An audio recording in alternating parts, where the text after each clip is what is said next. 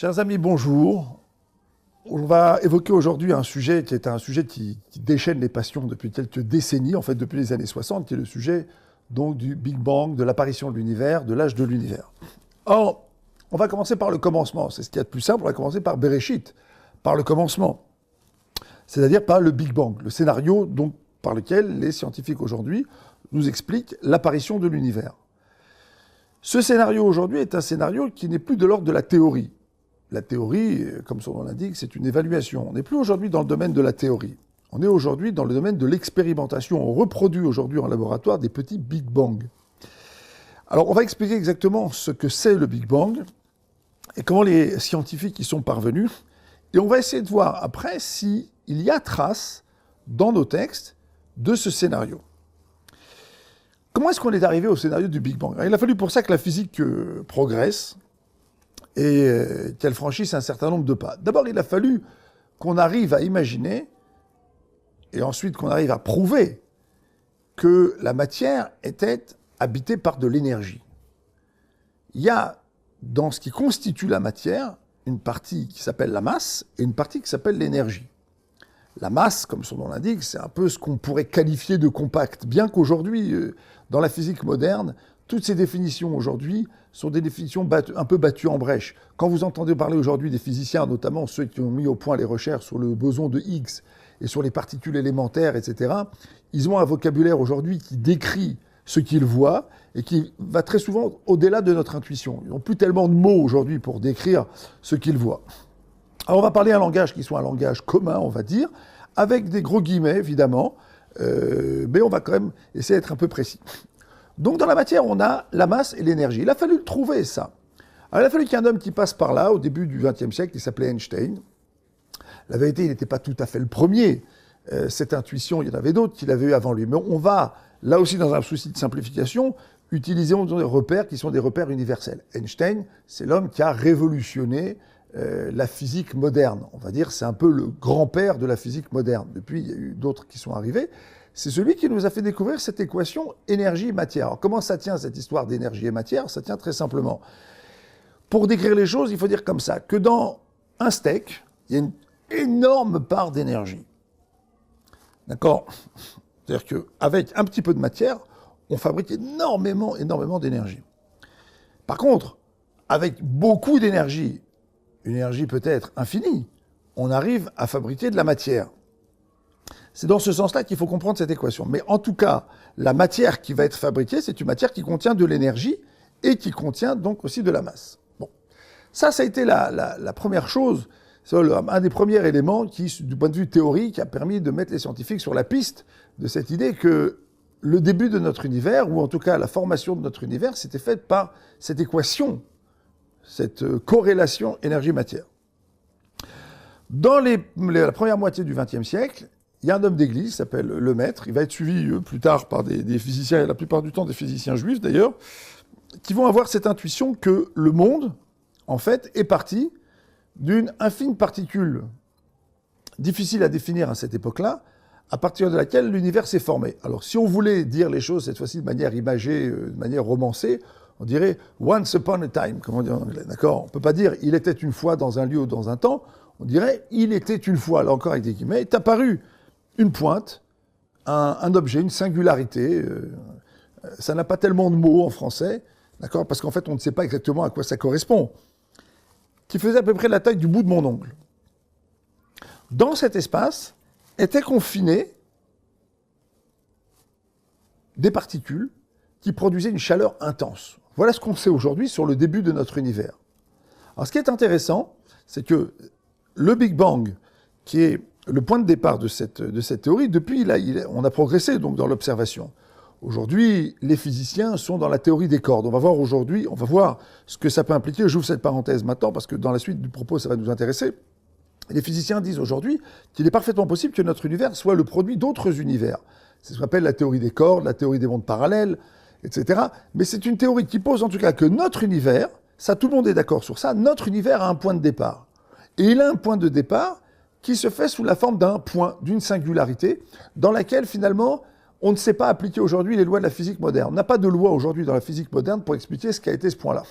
Par commodité de langage, On dit que c'est un point qui recèle un potentiel d'énergie, un potentiel de création de matière, ou de transformation de matière, mais on n'a pas réellement de connaissance de ce qu'a pu être cette singularité.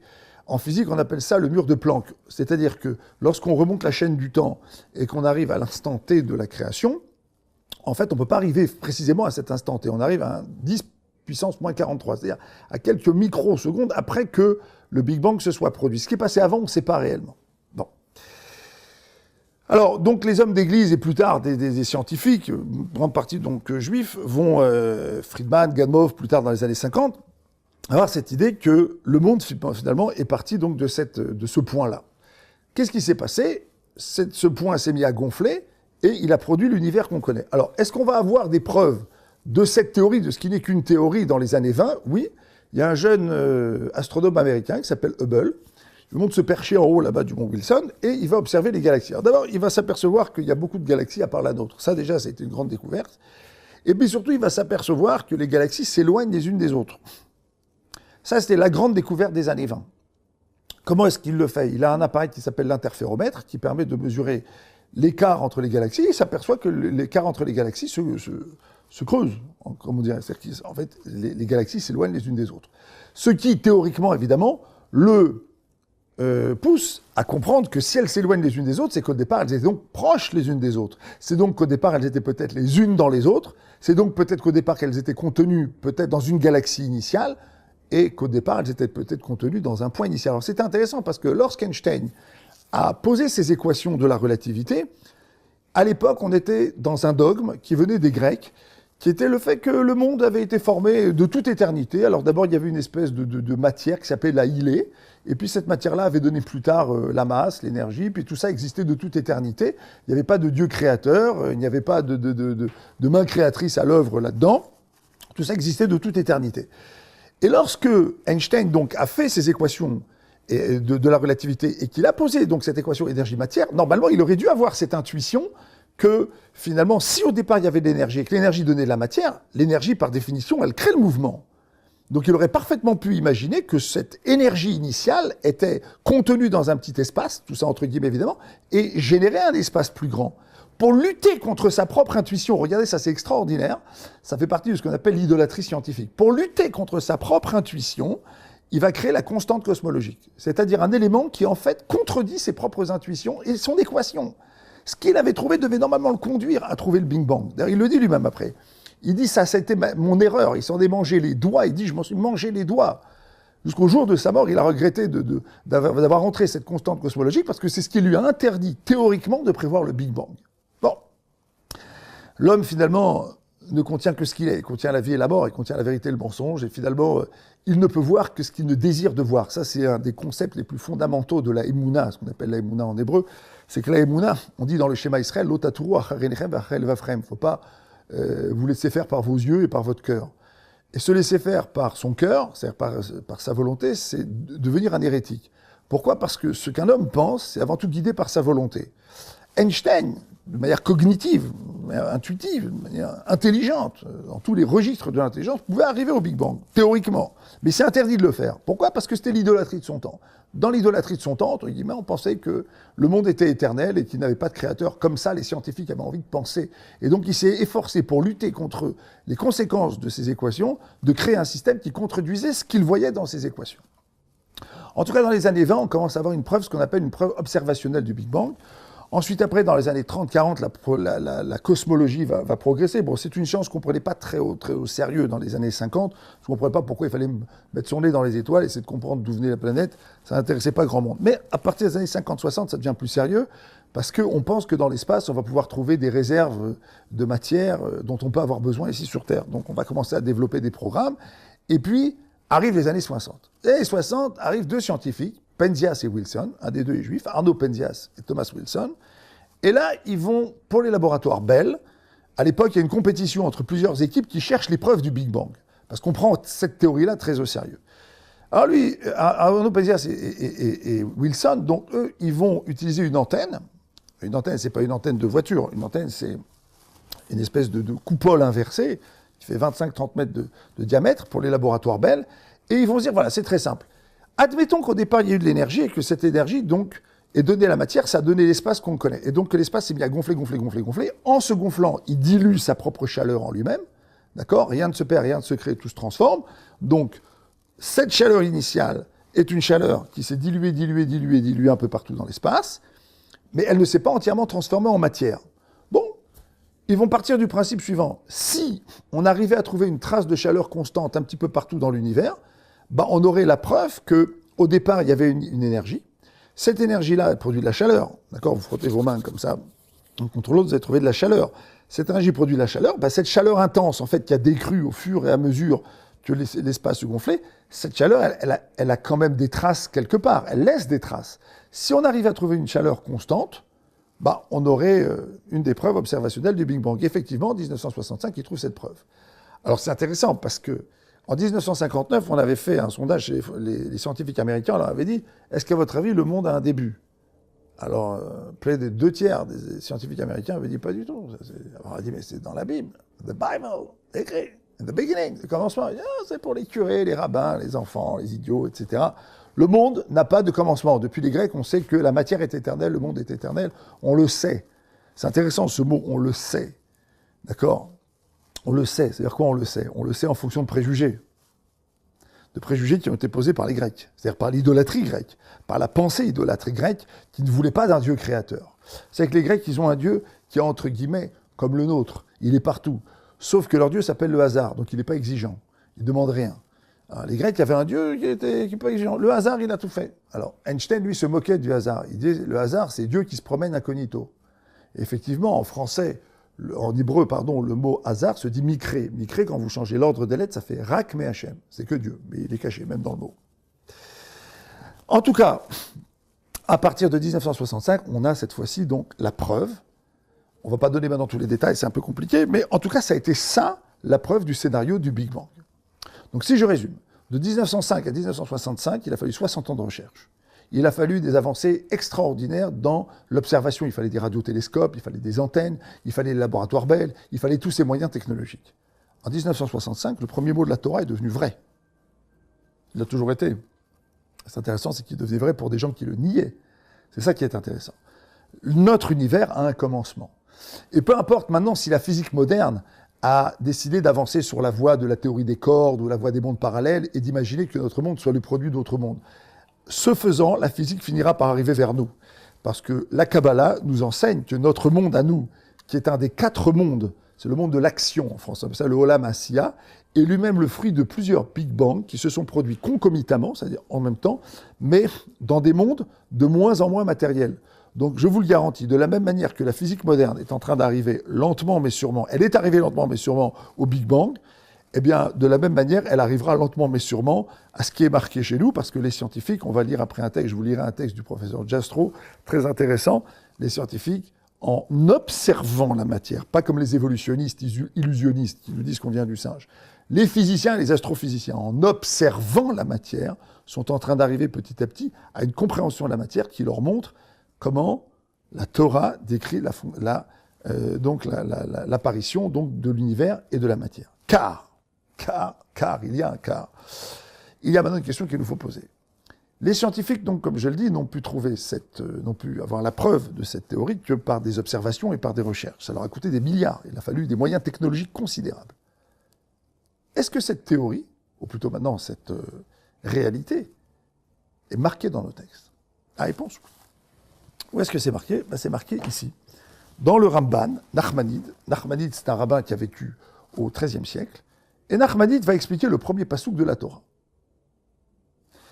Alors c'est intéressant parce que ce qu'on va dire là n'est pas dû au fait que Nachmanide a reçu la visite un jour d'un type avec Science et Vie ou Science et Avenir qui a dit « T'as vu avec le Big Bang, etc. » C'est pas pour ça. C'est un rabbin sérieux. C'est un très grand kabbaliste. Ça a été le maillon de la transmission de la Kabbalah. On tient d'ailleurs qu'au Moyen-Âge, il a été celui qui avait pratiquement les derniers secrets de la Kabbalah. Il y a un certain nombre de choses qui, semble-t-il, après, n'ont pas été transmises après lui. À part ça, c'est un grand connaisseur de la Torah. Et regardez ce que Ramban va dire. Je vous lis les mots, je les ai ici sous les yeux. Son commentaire sur Bereshit, chapitre 1, verset 1. Que dit Ramban? Moi, je vais t'expliquer le pasouk dans son sens littéral.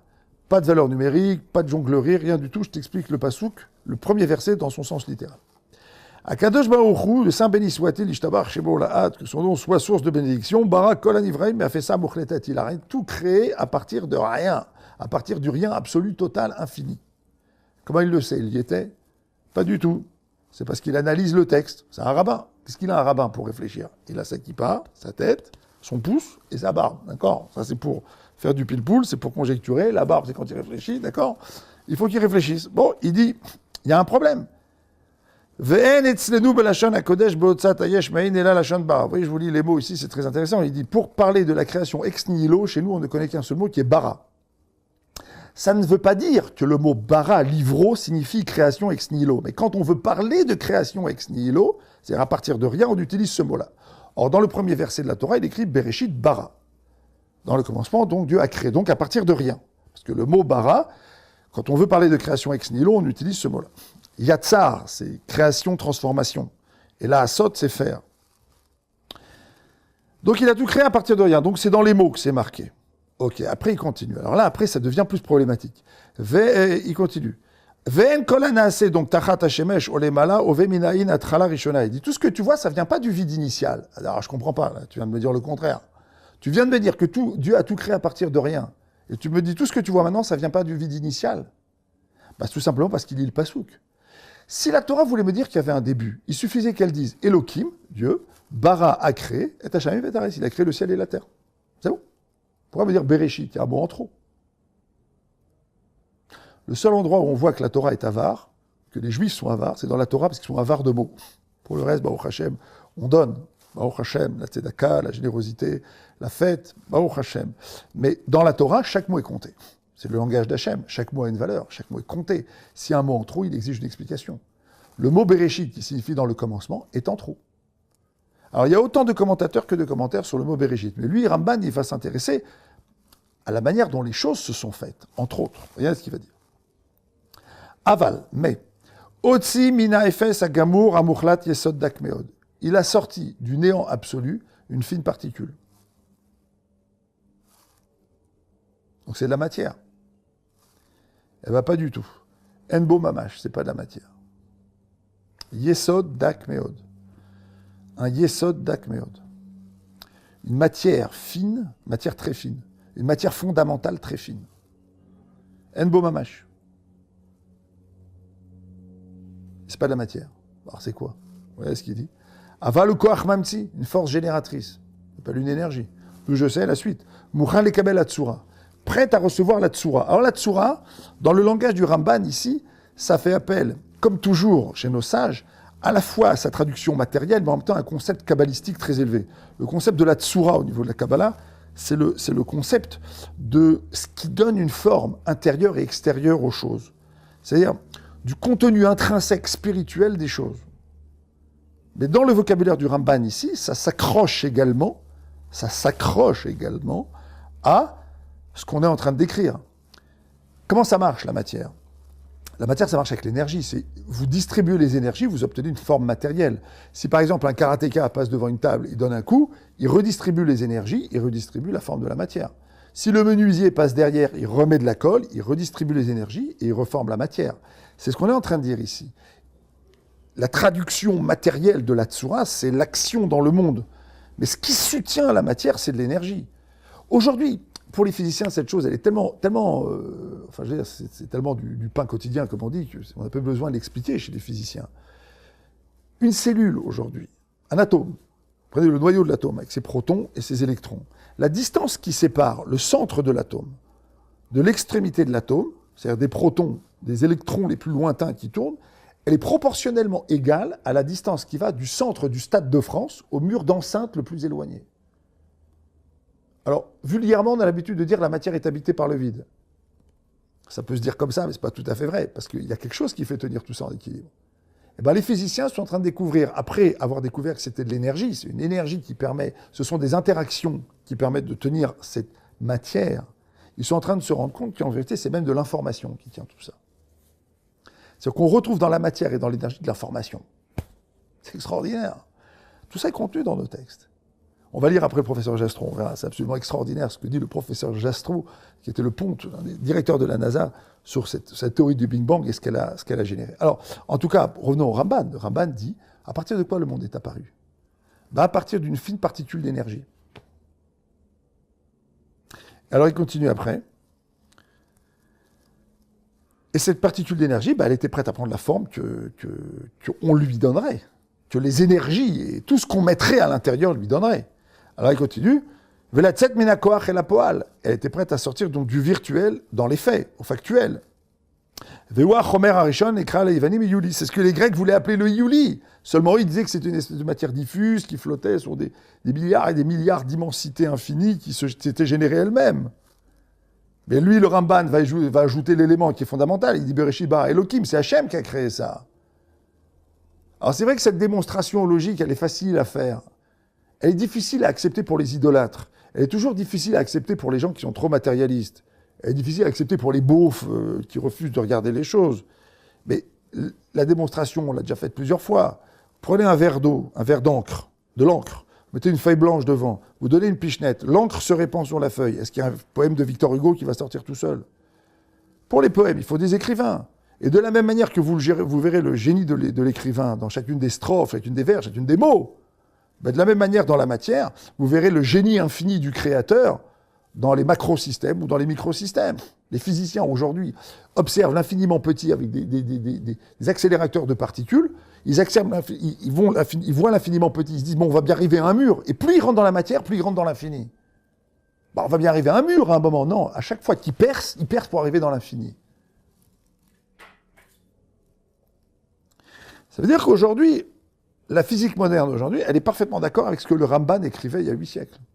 Mais à l'époque où il l'a écrit, lui, on était loin de ses intuitions. Très très loin. On était très très très très loin d'être capable de formuler les choses de cette manière-là. Alors après, il continue. Il dit Va'achar ayuli, après tout ça, l'ubaradavar, il n'a plus jamais rien créé. Aval yatsar ve'asa, il n'a fait que transformer et faire. Kibimeno imtsi akol, parce qu'à partir de là, il a tout généré. Il utilise un mot, le mot imtsi. Ve'ilbi shatzurot ve'tikanotam, il a revêtu toutes les formes et il les a disposées. Donc si je comprends bien ce qui est marqué ici dans le Ramban, chapitre 1, verset 1, le scénario du Big Bang est tout à fait vrai. L'idolâtrie scientifique aujourd'hui peut en faire une théorie évolutionniste. Ce Big Bang se serait généré tout seul. Pour la plupart des physiciens, l'idée même du Big Bang suppose l'intervention d'un grand architecte, c'est-à-dire de quelqu'un qui a organisé tout cela. C'est une idée aujourd'hui qui passe très très bien. Arnaud Penzias lui-même dit, vous savez, si j'avais que la Bible avec les 5 livres donc, que Moshe Rabbeinu Moïse a écrit, ça me suffirait pour comprendre le monde. Parce que qu'est-ce qu'on voit aujourd'hui quand on observe la matière? On a 100 trillions de cellules dans le corps. Pour imiter une cellule, il faudrait qu'on crée une ville qui fasse 25 km de diamètre avec 8000 personnes capables de travailler en temps réel et de nous amener, quand il le faut, l'acide ribonucléique ou l'acide désoxyribonucléique, d'amener les acides éminés comme il faut. On n'a pas cette technologie aujourd'hui. On voit cette intervention. Alors Penzias dit, quand on voit qu'il y a l'ordonnancement, c'est qu'il y a un but. Quand il y a un but, c'est qu'il y a un projet. S'il y a un projet, c'est qu'il y a un créateur. C'est des idées logiques. On est dans le domaine de la logique. C'est ça qu'il faut retenir. Et effectivement, c'est la base de notre émouna. La base de notre émouna, c'est de la logique. Si on vous demande un jour, prouvez-moi que Dieu a fait le monde, oui, je peux vous donner une démonstration logique. Cette logique-là, elle vaut mieux que toutes les autres logiques. Un verre d'encre ne génère pas un poème tout seul, même en physique quantique. Même en physique quantique, je vous le garantis. Donc, voilà un scénario aujourd'hui qui est écrit, mais qui est écrit 8 siècles avant la physique moderne. Et ça, c'est intéressant parce que ça veut dire que la physique moderne, non seulement ne contredit pas la Torah, mais en plus, elle est en retard. Ce scénario, d'où il l'a appris, Ramban? On est plusieurs centaines d'années après la fin de l'ère prophétique. Et on est plusieurs centaines d'années avant l'ère scientifique moderne. Alors, qui le lui a dit? Son rabbin lui a dit. En fait, c'est la Gemara qui lui a dit. La Gemara dans Chagiga, page 12, qui dit que quand Akadosh Baruch Hu a créé le monde, il tirait l'univers comme les cordons d'une bourse. Intéressant. Nos Chachamim encodent dans leur langage des données fondamentales. Mais le principe est là, il est exprimé. On est en face ici d'une attestation de divinité, parce qu'une chose pareille, pour la dire, il fallait ou être un prophète ou être un scientifique de l'époque moderne. Or, Ramban, Nachmanide, ni ça, ni ça. Donc quelqu'un le lui a dit. La personne qui lui a dit, c'est son rabbin. Jusqu'au Talmud. Le Talmud, avant ça, les rédacteurs et les initiateurs du Talmud, avant eux les prophètes, avant eux les sages d'Israël, avant eux les hommes de la grande assemblée, avant eux donc les prophètes, les sages, les juges, les anciens, avant eux Josué, avant eux Moïse, Moshe, qui était au mont Sinaï, et auquel Dieu a effectivement raconté ces grands secrets que la physique moderne ne découvre qu'aujourd'hui. Le scénario du Big Bang est un scénario qui a été redécouvert par la science moderne, mais qui est marqué dans nos textes depuis toujours. Et je ne serais même pas surpris que le moine, qui était donc un homme d'église, qui a été le premier à parler du Big Bang, parce que dans l'église, figurez-vous qu'il y a toujours des gens qui étudient nos textes, je ne serais pas étonné qu'il ait lu ce texte du Ramban et que c'est ça qui lui permet d'écrire un scénario pour lequel on n'avait aucune preuve au moment où il l'a écrit. Il faut savoir que quand le moine, qui était donc le premier à avoir parlé du Big Bang, c'est un homme d'église, a parlé du Big Bang, on n'avait rien. On avait juste les calculs d'Einstein, mais Einstein lui-même luttait contre ses propres calculs. C'est ça qu'il faut comprendre. Voilà, mes chers amis, en regardant donc le texte de Bereshit, il y a, comme vous pouvez le savoir, un océan de choses à découvrir ici, bien sûr. Mais voici, par exemple, comment nous pouvons expliquer aux scientifiques aujourd'hui que le scénario aujourd'hui qu'ils tiennent comme étant un scénario connu, posé, eh bien ce scénario est écrit ici en quelques mots par les sages d'Israël. Pourquoi en quelques mots? Parce que les scientifiques, les sages d'Israël, pardon, ne sont pas des scientifiques, ils ne sont pas là pour écrire des traités scientifiques, ils sont là pour nous expliquer les versets. Moi, je vous ai lu ici l'explication du verset du Ramban. Voilà ce que j'ai fait. Et en vous expliquant la manière dont les choses sont apparues, nous avons découvert que la science aujourd'hui avait 8 siècles de retard. Alors on va conclure avec Jastrow. Jastrow, c'est très intéressant, c'est un des ponts de la NASA. Il dit, cette théorie-là, elle a surpris tout le monde, sauf les hommes de religion. Alors il continue, il dit, ça c'est extraordinaire, enfin ça c'est moi qui rajoute, il dit, le scientifique qui vit avec l'idée que par la force de son esprit, il pourra répondre à toutes les questions, il se trouve coincé dans une situation traumatisante. Ah ça c'est extraordinaire. Ça c'est une phrase qui nous montre comment un des dirigeants de la NASA, ce sont les gens qui vous disent quoi penser au niveau scientifique aujourd'hui, ce sont les patrons du monde au niveau scientifique, donc ce sont les grands prêtres de la religion de notre temps, la science a dit, d'accord. Quand la science parle, la science bégaye. La science n'affirme pas. C'est nous, les vulgus pecum, les consommateurs, qui croient que la science a dit. La science tâtonne. Mais lui, il dit, le scientifique, il vit avec cette idée que par la force de son esprit, il pourra répondre à toutes les questions. Mais c'est extraordinaire d'une chose pareille. Pourquoi il est dans une situation traumatisante, celui-là? C'est simple. Parce qu'un homme, il ne peut pas expliquer ce qui va se passer dans la seconde qui suit la seconde pendant laquelle il pense à la prochaine seconde. Alors effectivement, le gars qui vit, le type qui vit avec l'illusion qu'il va pouvoir répondre à toutes les questions, c'est un type qui est coincé. Il est traumatisé. Pourquoi? Il dit la suite. Il dit il a escaladé des montagnes d'ignorance. Il s'apprête à arriver au sommet le plus élevé. Alors à l'époque, c'est le Big Bang. Depuis, ils ont progressé dans l'observation des particules élémentaires. Ils se rendent compte qu'en vérité, au Big Bang, ils n'étaient même pas à la première marche de l'exploration de la matière. Ça aussi, ça doit nous renseigner un petit peu sur cette espèce de gava, cet orgueil scientiste, débile et délirant, ça doit nous faire hurler de rire. Alors il dit, il s'apprête à escalader la dernière marche, et qu'est-ce qu'il trouve en haut? Des théologiens qui sont installés depuis longtemps. Des rabbins, par exemple, le Ramban. Il trouve des vieux barbus, comme ça, du fond de leur ghetto. Je dis, mais comment vous êtes là, vous? Vous êtes des barbus, comment vous êtes arrivés ici? On est monté, on a dû se battre, dépenser des milliards, on a gravi ça pas après pas, et vous êtes là? C'est normal, on arrive en hélicoptère du mont Sinaï, non? Parce que nous, on explore la matière par le haut. C'est la raison pour laquelle le Ramban, ici, quand il décrit le scénario du Big Bang, il ne fait pas que décrire ça. Il décrit effectivement d'autres choses. Il parle de la Tsoura. Ce texte-là, du Ramban, c'est un texte qui peut se lire aussi au niveau de ce qu'on appelle le sens littéral du Sod. C'est-à-dire le 4e niveau de lecture de la Torah, qui s'appelle la Kabbalah. Lui-même, il a 4 niveaux. Il y a le niveau de la Kabbalah, l'allusion de la Kabbalah, le midrash de la Kabbalah, mais il y a aussi... l'allusion de la Kabbalah, le midrash de la Kabbalah, et il y a le pshat, le sens littéral de la Kabbalah. Ce texte, il peut aussi se lire au niveau du sens littéral de la Kabbalah. Parce que nos chachamim, nos sages, quand ils parlent, ils ont un langage à plusieurs niveaux. Donc c'est un langage observationnel, entre guillemets, qui décrit une matière, mais en même temps, il recèle d'autres enseignements, qui sont les enseignements de qu'est-ce que c'est que cette matière. Parce qu'en même temps, le Ramban, ici, vient nous expliquer pourquoi Hachem il a fait des choses comme ça, parce qu'il veut nous expliquer. Au départ, les choses, elles démarrent toujours petites. D'accord? Après, elles évaluent. Mais pourquoi elles grandissent? Parce qu'il y a une tsoura. C'est quoi la tsoura? C'est une des formes d'intervention divine pour mettre de la spiritualité dans la matière et petit à petit lui donner un contour. Mais tout ça interagit avec la manière dont les créatures agissent. Alors, elles agissent, mais les créatures, elles n'ont pas de libre arbitre. Mais nous, on a un libre arbitre. Il y a beaucoup d'enseignements là-dedans. Nous, on l'a traduit sur le plan scientifique maintenant, mais il y a autre chose là-dedans. Voilà, mes chers amis. Donc, nous avons exploré maintenant le Big Bang et nous avons montrer que ce qui n'était au départ qu'une théorie, mais qui est aujourd'hui un fait posé, et qui nous conduit vers d'autres découvertes scientifiques, et bien tout ça est parfaitement maîtrisé de nos sages, parfaitement connus, qui depuis le mont Sinaï s'étaient transmis tous ces grands secrets que la science moderne a découverts. À très bientôt.